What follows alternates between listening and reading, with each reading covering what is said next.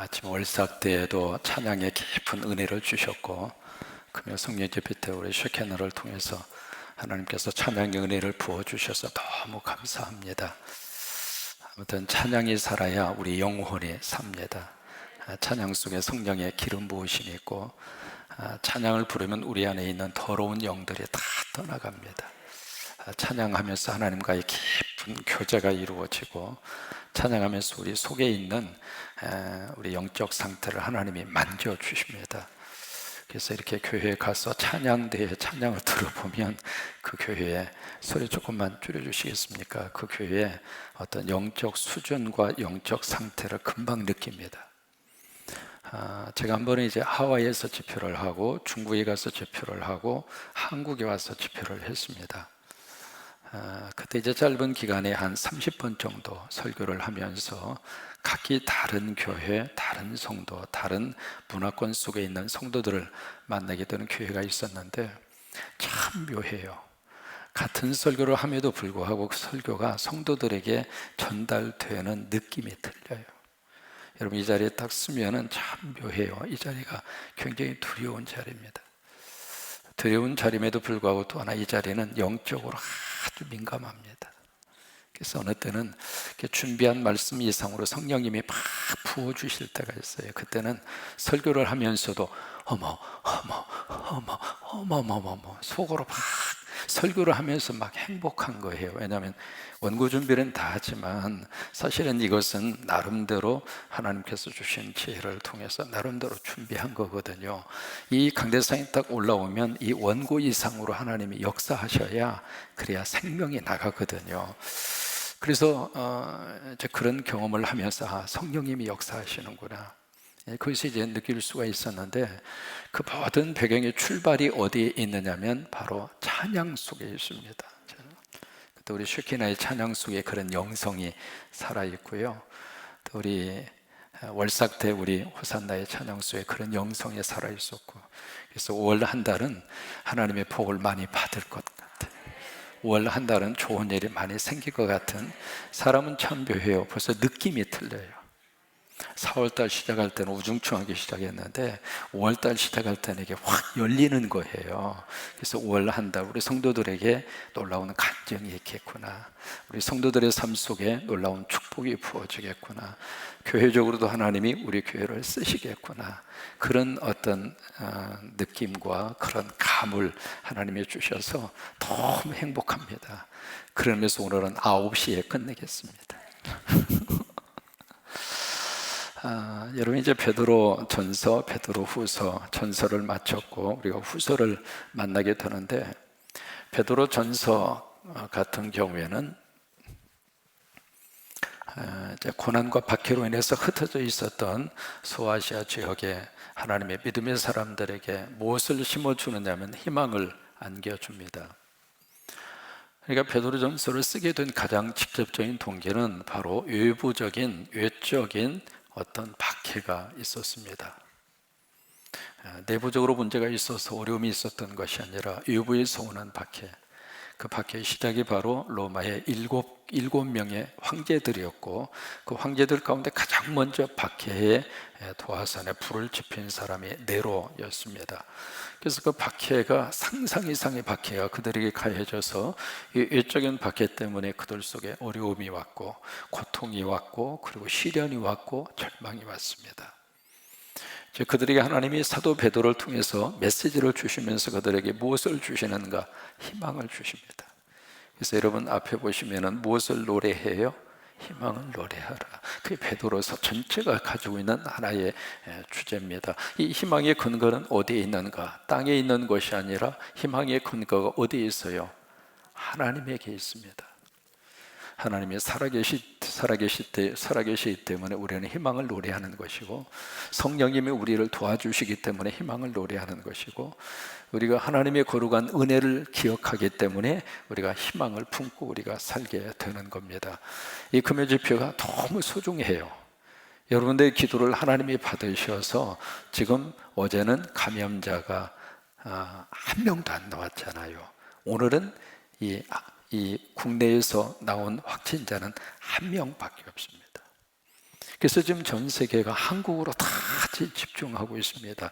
오늘 같은 경우에는 전 세계 중요한 모든 매스컴들이 전부 다 사우스 코리아, 한국. 이게요, 하루에 전 세계 매스컴이 한국이라고 하는 단어를 가장 많이 언급한 것이 오늘입니다. 놀랄만하죠. 왜냐하면 도대체 어떻게 저럴 수 있느냐 그 말입니다. 거의 한 3,000명 가까운 민족의 대이동을 통해서 선거를 치러 왔는데 어떻게 감염자가 나오지 않을 수 있느냐 그 말이에요. 어떻게 저 대한민국은 저렇게 해낼 수가 있는가 그 말이에요. 그 자체가 미국 사람이나 기타의 모든 전 세계 사람들한테 눈을 휘둥그르게 한 거예요. 도대체 한국에 무슨 일이 벌어지고 있는가. 여러분, 중국에서 그 일이 발생하고 나서 그 다음에 2등으로 치고 올라간 나라가 한국이었습니다. 그래서 이게요, 코로나하고 코리안하고 비슷한 거예요, 발음이. 그래서 그냥 전 세계 사람이 아시안이면 무조건 다 코로나로, 바이러스 전파자로, 바이러스 덩어리로 그렇게 생각해서 인종차별적인 그런 일도 많이 있었고, 그 다음에 협박도 많이 당하고, 그 다음에 테러도 많이 당하고, 그런 일이 많이 있었거든요. 근데 이제 70여일의 세월이 지난 다음에 이제 한국에 완전히 지금 이 한국은 통제를 다 하고 있는 거예요. 정부가 통제하고 있고 의료 당국에서 잘 조치하고 있고, 또 하나 더 가장 위대한 것은 바로 국민입니다. 대한민국 국민이 이렇게 멋진 국민이라고 하는 것을 전 세계 앞에 이번에 코로나 사건을 통해서 확 보여준 거예요. 근데 중요한 게 있습니다. 그것은 눈에 보이는 그런 결과들이고, 이 일을 잊기 위해서 성도들의 기도가 있습니다. 안타까운 마음으로 기도하고, 특별히 성광교회 성도들 이 금요 성령 집회에 와서 정말 주님 앞에 여러분 설교 들으면서 우리가 기도하는 거예요. 예배 드리면서 기도하는 거예요. 이 자리에 와서 앉아있는 순간부터 하나님이 받으시는 거거든요. 그 정성과 그 기도를 하나님이 받으셔서 우리 한국을 하나님이 축복하시고, 하나님이 붙들어 주시고, 하나님이 역사하시고, 여러분이 예수 믿는 사람의 모든 희망의 근거는 하나님이에요. 그래서 베드로 전서의 말씀을 그들에게 허락을 해 주시고 있습니다. 그 다음에 이 베드로 후서라고 하는 성경, 베투 그렇게 약자로 쓰잖아요. 이 베드로 후서는 누가 썼을까? 누가 썼을 것 같아요? 베드로가 썼죠. 그래서 두 군데에서 우리가 그것을 발견할 수 있는데, 1절에 보시면은 베드로가 썼다고 하는 것을 그렇게 표현하고 있습니다. 여기에 시몬 베드로는 우리와 함께 받는 자들에게 편지하노니. 그러니까 누가 쓴 거예요? 베드로가 쓴 거죠. 그 다음에 3장 1절에 가서 보시면은 한 번 더 베드로 사도가 썼다고 하는 것을 밝히고 있습니다. 3장 1절, 사랑하는 자들아, 내가 이제 이 둘째 편지를 너에게 쓰노니. 그래서 이제 베드로를 통해서 하나님 편지를 쓰게 하신 거예요. 첫 번째 편지는 실루아노라고 하는 사람, 신라죠. 신라를 통해서 베드로 사도가 구술을 했고 그것을 대필하도록 했습니다. 그러면 둘째 편지는 누가 썼을까? 베드로 스스로가 쓸 수도 있고요. 왜? 내가 썼노니 그렇게 표현하고 있으니까. 아니면 이름을 밝히지 않는 누군가가 베드로를 위해서 대필할 수도 있었겠고요. 그렇게 해서 베드로후서라고 하는 이 성경을 그들에게 써서 보냅니다. 그러면 이 편지는 언제 그들에게 보냈을까? AD 대개 시기적으로 보면 65년에서 68년으로 그렇게 잡고 있습니다. 왜 이때로 잡고 있느냐면, 이 베드로라고 하는 사도는 네로 황제의 박해 그 시절에 베드로가 순교를 당합니다. 이제 그때 순교 당한 분이 바울과 베드로거든요. 그래서 두 분의 조각상이 베드로 성당, 거기 가서 보시면 광장에 딱 서시면 한쪽에 베드로, 한쪽에 바울, 두 개의 큰 하나의 조각상이 있습니다. 바로 거기가 베드로의 순교 현장입니다. 원래 거기가 공동묘지였어요. 그래서 이제 베드로를 십자가에 거꾸로 매달아서 베드로를 죽였잖아요. 죽이고 나서 그 공동묘지가 그냥 묻어버린 겁니다. 그리고 이제 바울은 참수형을 했죠. 로마의 시민권을 가졌기 때문에 고통을 조금이라도 줄여주기 위해서 참수형을 해서 바울의 순교를 당하고, 베드로가 그러니까 거의 같은 시기에 죽은 거예요. 바울하고 베드로가. 그래서 이 베드로가 거기서 거꾸로 십자가에 매달려서 순교를 당하고 묻힌 그 무덤을 발굴을 해서 그 무덤 위에다가 세우는 것이 베드로 성당입니다. 그래서 베드로 성당은요, 이렇게 보면 큰 위에 보면 돔이 있습니다. 둥근 원형의 지붕이 있잖아요. 그 지붕의 꼭대기에 보시면 살짝 올라가 있는 부분이 있습니다. 제가 이제 그림을 그리면 거의 대부분 무슨 그림을 그렸는지를 잘 모르시더라고요. 왜냐하면 저도 잘 모르니까. 왜냐하면 미술은 참고적으로 제가 미 이상 맞아본 적이 없습니다. 그래서 이제 이런 형태라면 이게 돔이거든요. 이건 좀 돔이라고 좀 봐주셨으면 좋겠습니다. 이게 둥근형의 이 원형 이 지붕이 있고, 지붕이 여기 중심이 이렇게 빼쪽 이렇게 나와 있는 부분이 있거든요. 이 부분에서 밑으로 쭉 보면 바로 한 중앙, 여기에 뭐가 있느냐면 베드로의 무덤입니다. 무덤인데 이 중앙에서 어디에다가 딱 맞췄느냐면 베드로의 심장입니다. 그러니까 이게 무덤이에요. 성 베드로 성당은 무덤을 중심으로 지은 성당이거든요. 그러니까 이 위에서부터 아래로 베드로의 심장에다가 이 돔의 가장 중요한 센터를 맞추어서 베드로 성당이라고 하는 거대한 이 건축물을 지은 거예요. 그러니까 네로 황제한테 베드로 사도가 죽거든요. 그러니까 그 전에 마지막 베드로의 마지막 그 삶의 순간에 쓴 것이 베드로 후서입니다. 그러면 대략적으로 AD 65년에서 68년이다. 그렇게 우리가 이 편지를 쓴 시기를 우리가 그렇게 유추해 낼 수가 있습니다. 세 번째로 이 편지는 누구에게 보냈는가? 우리 1절에 보시면 이 편지를 받는 분의 대상자로 그렇게 설명합니다. 1절에 보시면은 예수 그리스도의 의를 힘입어 동일하게 보배로운 믿음을 우리와 함께 받은 자들, 보배로운 믿음을 지금 함께 받은 자들, 그들이 누구인가? 소아시아 지역에 있는 성도들입니다. 그들에게 이 편지를 쓰고 있는 겁니다. 그러면 이 베드로 전서는 외적인 박해 때문에, 외적인 어려움 때문에 베드로 전서를 썼다면, 이 베드로 후서는 왜 이 편지를 쓰게 됐을까? 이유가 있습니다. 바로 내적인 어려움이 생긴 겁니다. 내적인 어려움이. 그 내적인 어려움이 바로 무엇일까? 바로 교회 안에 누가 침투해서 들어왔느냐면 거짓 교사들이 들어왔습니다. 그리고 잘못된 성경 해석을 하는 이단과 사이비가 교회 안에 들어온 겁니다. 그 당시에 가장 내적으로 교회를 혼란스럽게 하는 것은 무슨 문제였느냐면 예수 그리스도의 재림 문제였어요.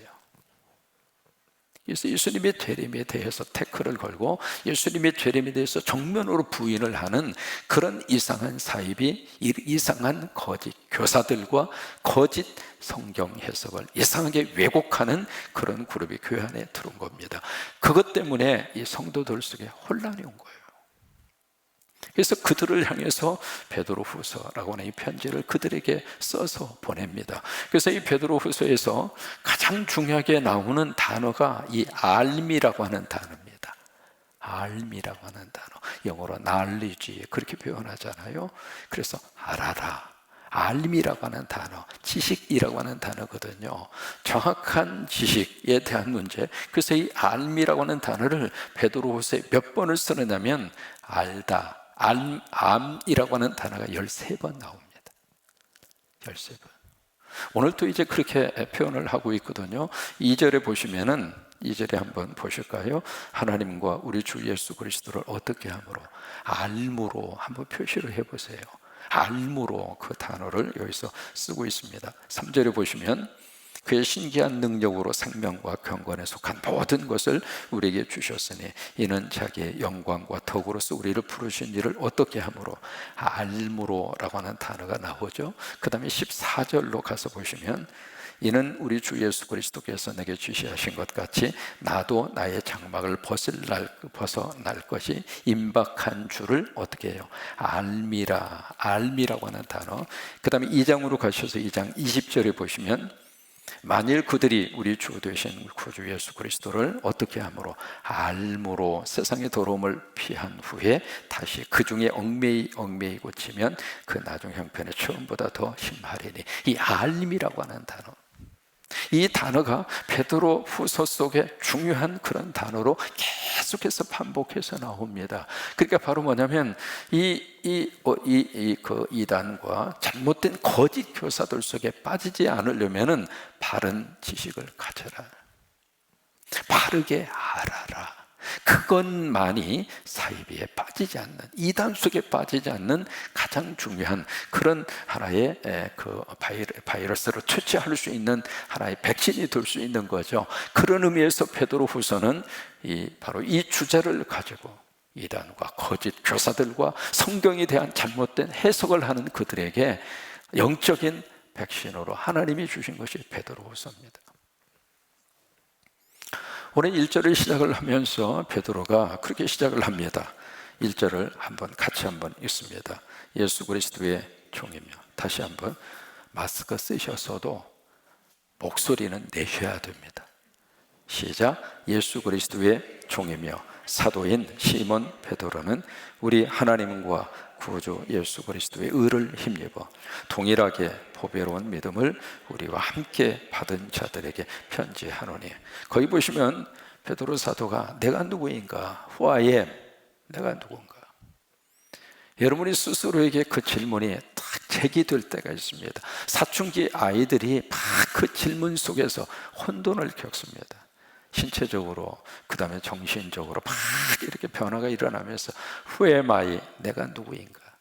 그때 그 질문이 인생을 살다가 40대, 50대가 되면서 한 번 더 그 질문이 막 들어옵니다.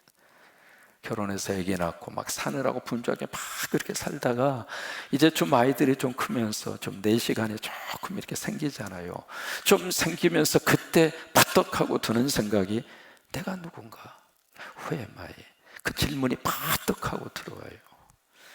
여기 사도 베드로서 Who am I? 내가 누구인가? 여러분, 나라고 하는 존재에 대한 질문에 답을 갖는 것은 너무 소중합니다. 이제 꼬마 감자가 어느 날 스스로에 대해서 내가 누군가 그게 고민이 됐어요.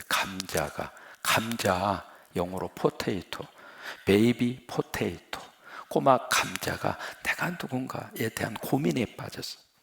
그래서 이제 엄마에게 가서 엄마, 나 감자야, 그렇게 불었어요. 그러니까 엄마가 하는 말이 당근이지. 그러니까 이 꼬마 감자가 내가 당근이야? 그래서 거기서 정체성을 상실하고 집에서 가출해 버렸어. 내가 감자가 아니니까 여기서 살 이유가 없다 싶어서 당근이라고 하니까 밖으로 나가서 막 자가 격리를 하고 혼자 그렇게 마스크 쓰고 혼자 이렇게 살다가 집이 그리운 거예요. 그래서 한참을 돌아다니다가 다시 집으로 왔어. 와가지고 이제는 할머니가 계시는 거예요. 할머니 감자가. 그래서 할머니 감자한테 이 꼬마 감자가 또 물었어. 할머니, 내가 감자 맞아? 그러니까 이 할머니가 경상도 할머니야. 그러니까 경상도 할머니가 한 말이 오이야. 경상도 말로 오이야는 우리말로는 오냐 그 말입니다. 그러니까 오냐라고 하는 것을 오이야 그런 거예요. 그러니까 이 꼬마 감자가 또 집에서 나가버렸어. 내가 감자가 아니고 오이구나 그래가지고. 그러니까 나라고 하는 정체성을 상실하면 이렇게 혼동이 오는 거예요. 여기 오늘 두 가지로 말씀을 하십니다. Who am I? 내가 누구인가? 첫째는 예수님의 종이고, 두 번째 나는 예수 그리스도의 뭐예요? 사도라. 이 두 가지입니다.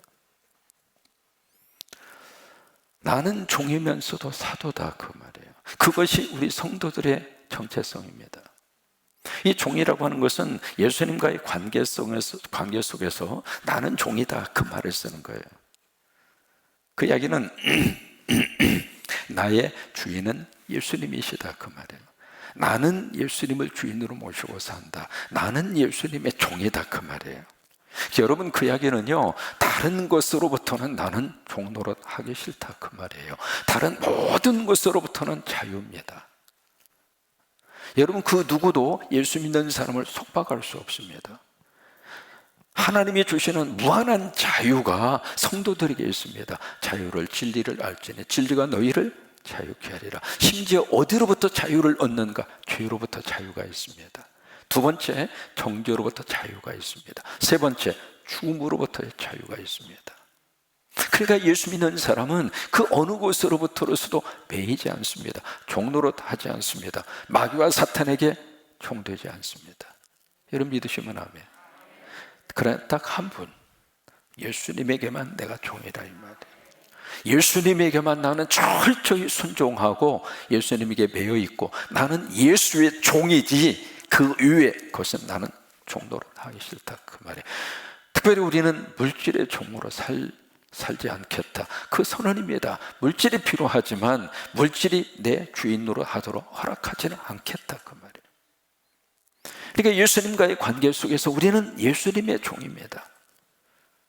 예수님의 종.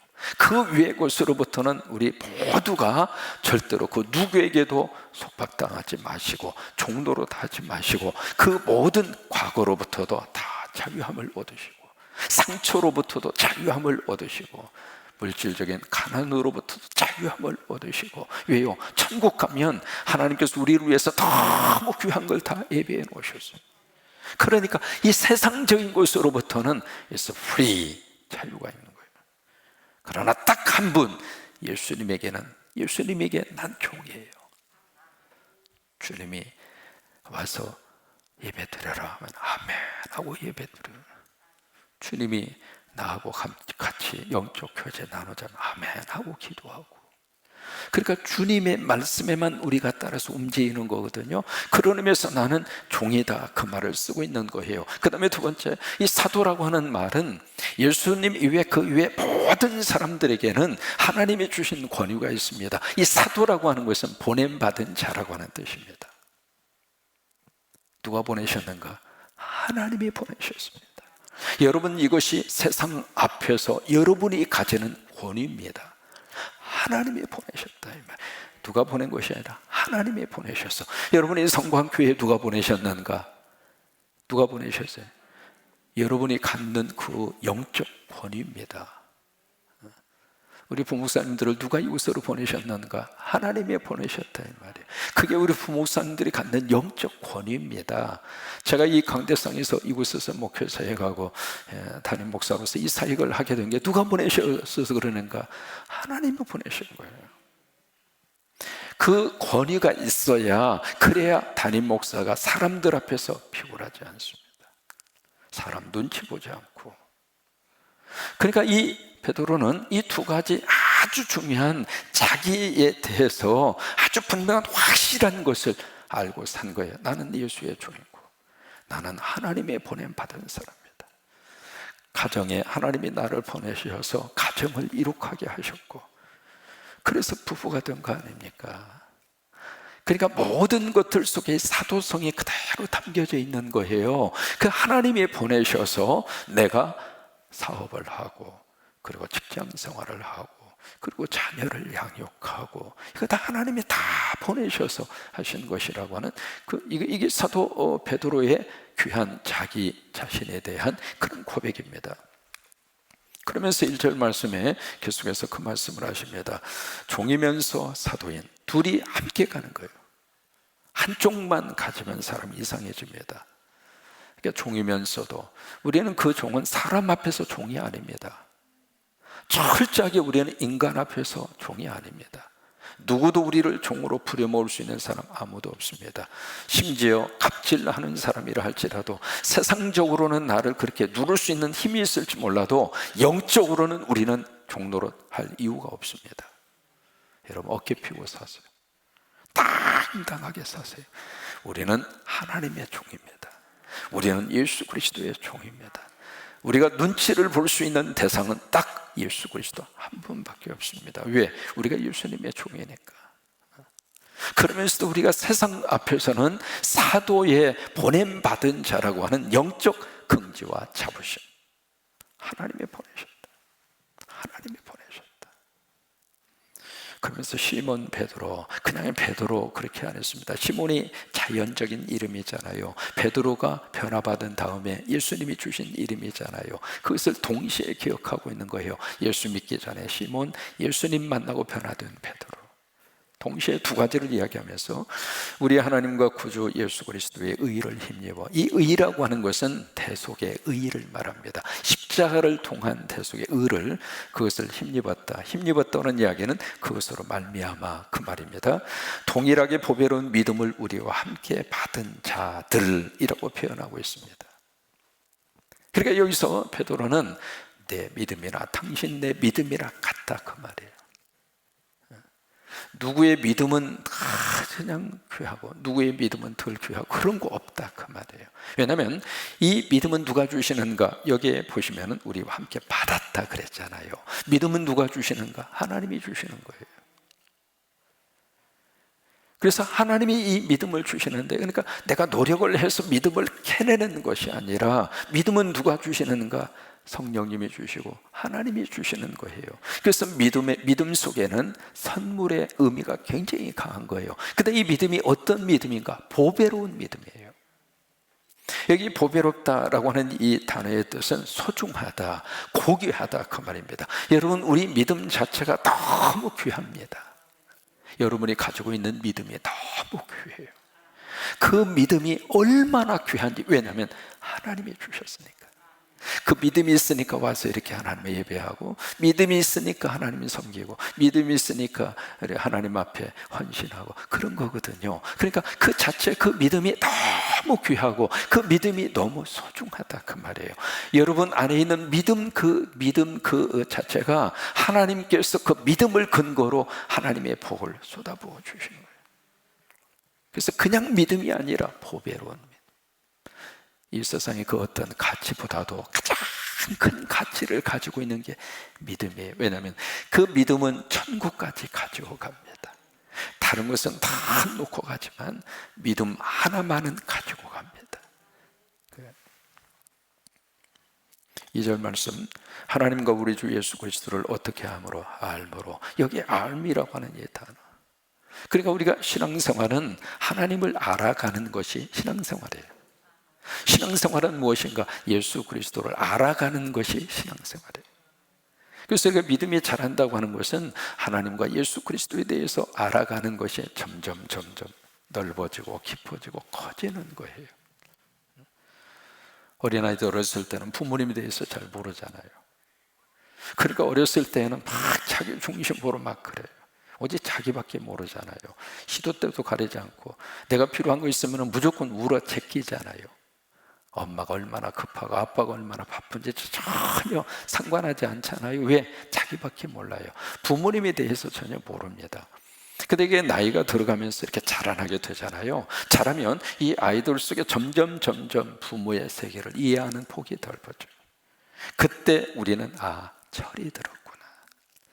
여러분, 철이 든다고 하는 이야기는 부모를 그만큼 알았다, 그 말이에요.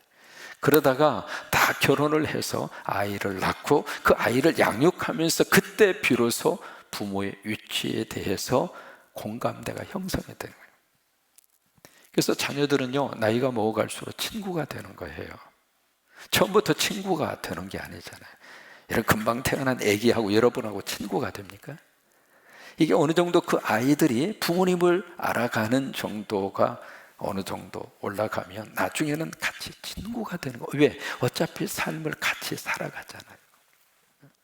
그런 것처럼 이 믿음 생활이 성장하고 성숙을 하면 하나님에 대해서, 그리고 예수 그리스도에 대해서 지식이 쌓여져 가잖아요. 그러면 그때 믿음이 성장하고 성숙하는 거예요.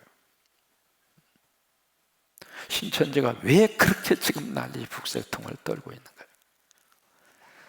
이게 지금 제대로 알지 못해서 그런 거예요. 성경 공부하면 이름으로 들어가서 공부를 하지만 사실은 그건 성경 공부가 아니라 한 사람을 우상화시키기 위한 철저한 다단계 시스템 속으로 사람을 집어넣어서 그렇게 해서 그 조직 안에 그 사람의 단물을 뽑아먹는 사기 집단이에요. 이게 성경 공부라는 이름으로 자꾸 그 속에 들어가서 사람이 참 묘합니다. 무슨 정보가 들어가느냐에 따라서 그 사람의 인식과 사고 체제가 굳어버립니다. 신천지에서 철저하게 감독하는 것은 인터넷 보면 안 됩니다. 핸드폰 보면 안 되고, 카톡 보면 안 되고, 텔레비 보면 안 되고, 그것을 독침 맞는다고 그래요. 그러니까 다른 정보가 완전히 차단이 되는 거예요.